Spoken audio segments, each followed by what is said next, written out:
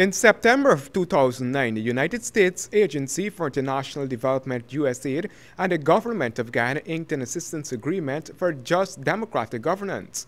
That agreement was signed by USAID Guyana Mission Director Carl Horning and Finance Minister Dr. Ashni Singh.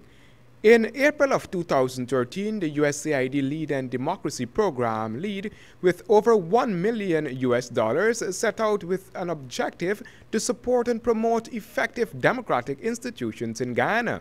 This subsequently was rejected by the government of Guyana. The government, through its spokesperson, Dr. Luncheon, and more recently the president, had been peeking into this matter for months. But people have been ignoring us.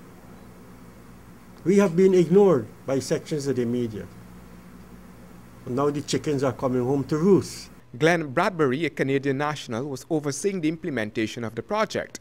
The government got bitter and cancelled his extension of stay in Guyana and revoked his work permit. The letter that he received, I think, mentioned with immediate effect.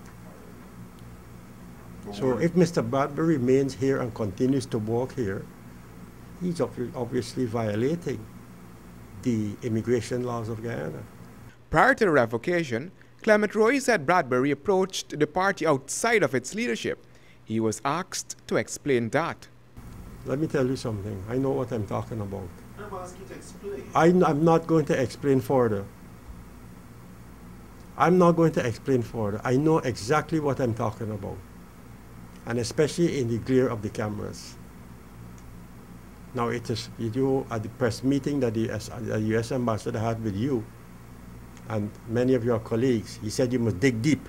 The government is generally putting forward the case that the LEAD project is supportive of the opposition.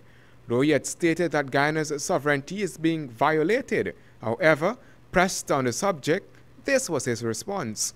I still insist that the best place to raise those questions, or that particular question, ought to be posed is somewhere in the direction of Kingston. This is not the first time since in office the People's Progressive Party has found itself waging war with the United States.